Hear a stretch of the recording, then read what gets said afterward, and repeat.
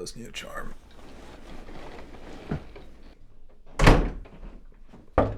Yo, I want to test with more charms, main deck. Play online. No, I just want to play the matchup against aristocrats. Well, go find some aristocrats. Come on, Dan. It's my last chance to qualify for Dublin. You got me.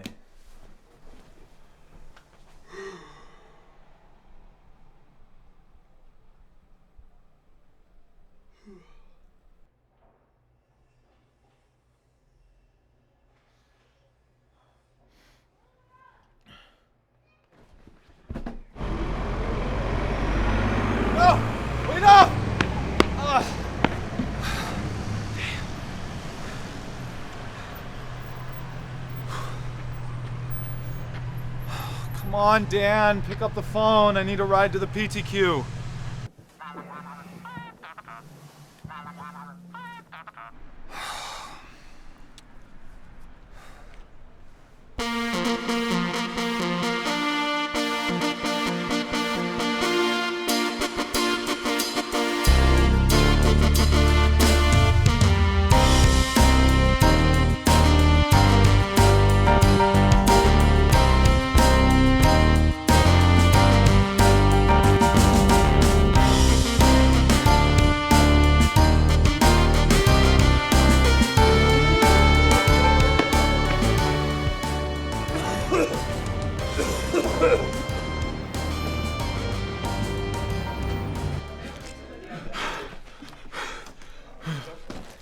Are you okay? Yeah.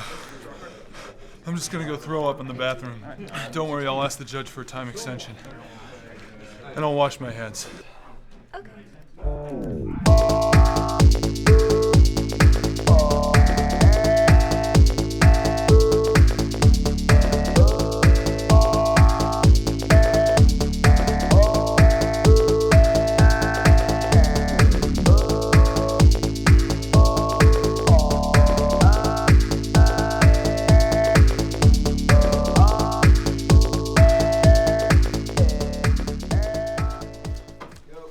+1 Diamond Rampager.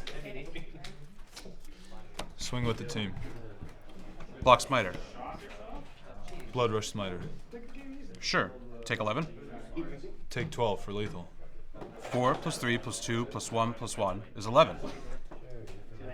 Oh my god. My turn. Yeah. Untap. Swing for lethal. Yeah! Did it, man! All right. Going to Dublin. Woo! You know, if you don't attack with that elf. Yeah, I know. I'm gonna pick up tacos and we're gonna draft. Sounds fun. I'm in. Cool. We're gonna use your prize packs.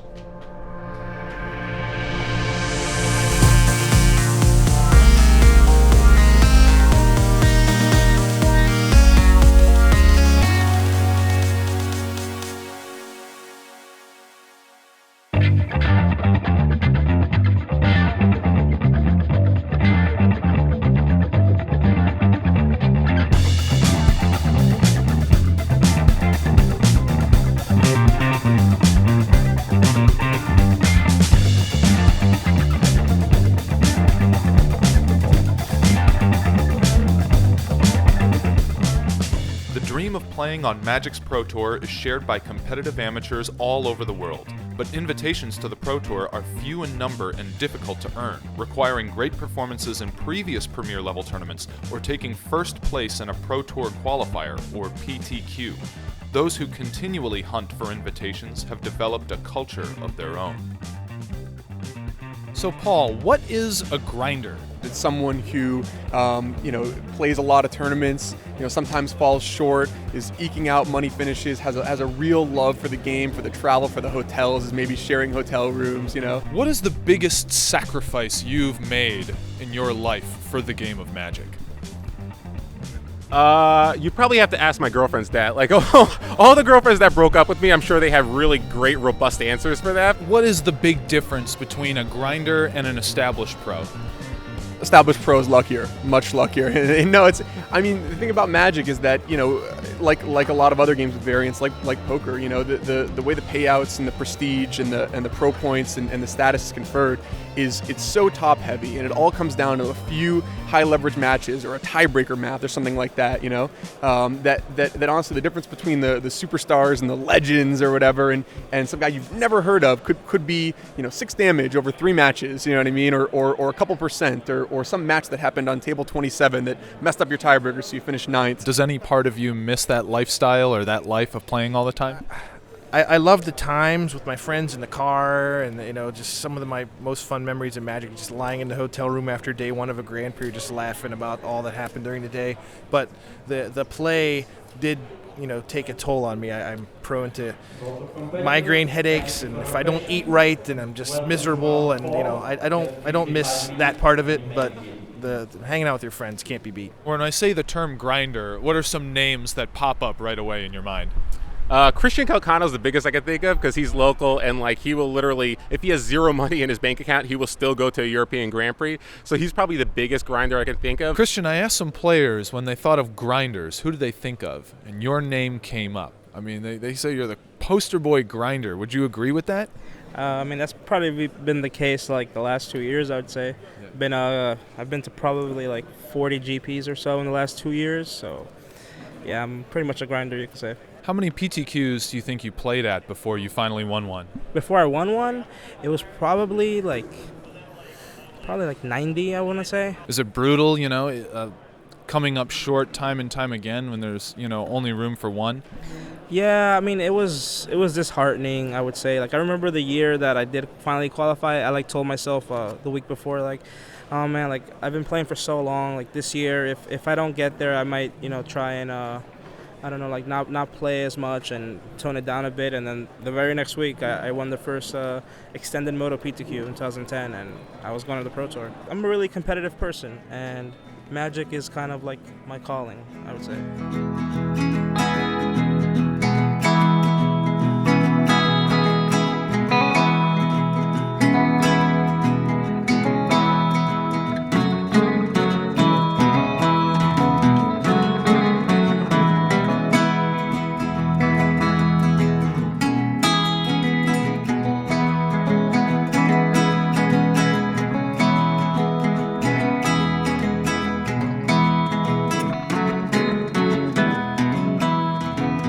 Good morning, and welcome to the induction ceremony for the 2013 class of the Magic the Gathering Pro Tour Hall of Fame. This year's crop of Hall of Famers is an unprecedented bounty made up entirely of Pro Tour champions, something no previous harvest can claim. They also come into the Hall on top of their games. These are 3 players who you could all expect to see playing on Sunday. When did it dawn on you that you might actually become a Hall of Famer? I actually think that when I made top 8 at Pro Tour Nagoya, that was actually the first thing I thought about. That was my 4th Pro Tour top 8, and I was like, I'm feeling pretty good about this now. Like, I didn't want to, you know, count my chickens before they were hatched, but when I made the 4th top 8, that's like a pretty big jump from 3 to 4, and that was when I first started really thinking about it. Have you had heartbreaking losses that maybe before you were sort of a solid pro? Do you remember any Pro Tour qualifying tournaments, local PTQs as they call them, that you remember sort of almost getting there but not quite? No, I pretty much won all the PTQs I wanted to. Sorry. Huey, 10 years ago, you were one of the most dominant players on the Pro Tour, and then you walked away from the game. So what compelled you to come back? Well, last year I had missed Hall of Fame by 1 vote, and Wizards gave me a special invite to Pro Tour Return to Ravnica. And I guess I just went to the Pro Tour and fell back in love with it. It seems that you're almost inseparable from OWEN TURTENWALD and Reed Duke. I see the 3 of you guys together all the time. Not only are you guys 3 amazing, incredibly skilled Magic players, but what is the camaraderie like there? They're just both great guys. I love them both. They're 2 of my closest friends, obviously, like you said at this point. We all have a mutual respect. I think for whatever reason, our personalities mesh well together. Owen's the Joker, and then Reed is sort of The calm, serene one? Yeah, and then I sort of just, go back and forth between that, so it ends up working out. We have a lot of fun. He said that, Owen, you're the jokester, and Reed, you're the nice guy, and he finds himself sort of right in the middle, in between. But if you had to say, who is he more like, or where does he fit on that spectrum? Nobody's like Owen. Yeah, the thing is we all have like such similar personalities, and that's why we get along so well. Do you think he would agree with that? No.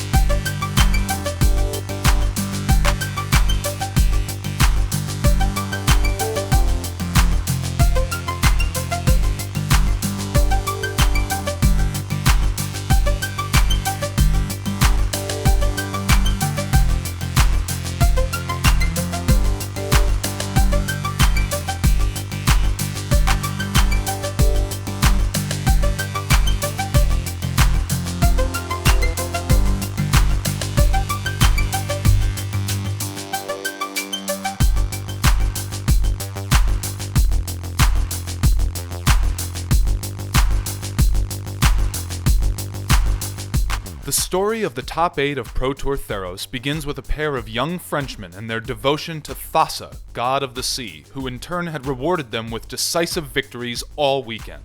In the quarterfinals, Jeremy Dizani called upon the sea god to extinguish the fire of Dutch Hall of Famer Camille Cornelissen and his Stormbreath dragon.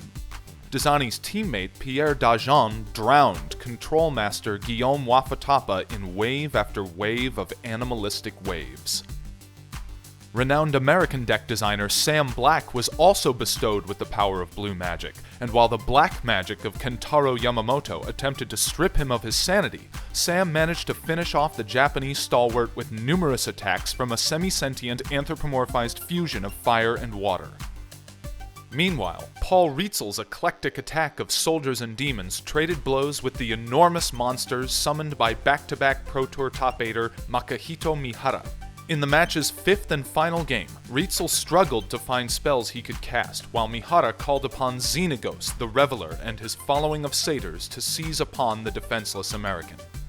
The biggest draw step of the game for me, obviously, was turn 5. I had to have a Plains to get Obsidat into play, and then the next turn I had to have another untapped lane to get Elspeth into play, and obviously I missed the first Plains, and it was just over from there. So, after losing the first 2 games to Pierre Dajon in the semifinals, Paul's teammate Sam Black rallied to win the next 2 and force a decisive Game 5.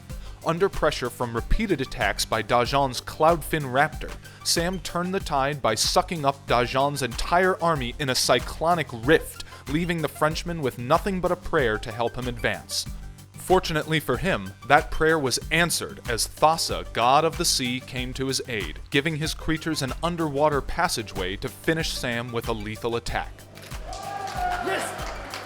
Meanwhile, Dajon's teammate Jeremy Dizani also advanced to the finals after a surprisingly swift victory against one of Japan's greatest players, Makihito Mihara. And so the finals would witness the battle of 2 teammates from the highly successful Team Revolution, showcasing France's ongoing ascendance to the top of the global metagame. In Game 1, Dizani buried his fellow Parisian under endless water horses created by Dizani's merfolk wizard, the Master of Waves. But Dizani struggled to find enough spells in his library in Game 2, and Dajon attacked him to death with an unlikely weapon, the bizarre and oft-ridiculed Frog Lizard. Game 3 was once again dominated by the Master of Waves and Thassa, god of the sea, this time rewarding Dizani's devotion to blue magic and snubbing Dajon. And when the living waves crested yet again for Dizani in Game 4, Dajon could only respond by embracing his friend to congratulate him as the champion of Pro Tour Theros. Jeremy, your team spent a full 2 weeks preparing for this tournament, but how many years of hard work did it take after you first learned the game to become skilled enough to win a Pro Tour? Maybe 3 years. Yeah, I started to play Pro Tour 3 years ago. Frustration is easy in Magic. You can be frustrated all the time, but sometimes all is good, and this is the perfect moment. Congratulations to Jeremy Dezani, the champion of Pro Tour Theros.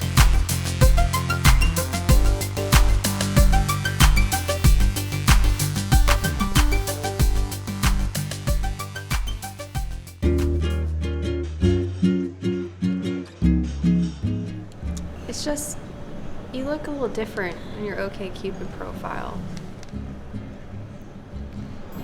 Yeah, that's just a cartoon caricature. Sorry if I misled you. Can you at least do the fire of this thingy? Afraid not. It's just, none of my relationships with common civilians has ever really worked, so do you have any special powers at all? Well, there's this one thing that I can do. Elspeth, hey! Oh God, it's Ruben. How did he find me? Long time no see. What's up, buddy? So, did you change your phone number, or what's the deal?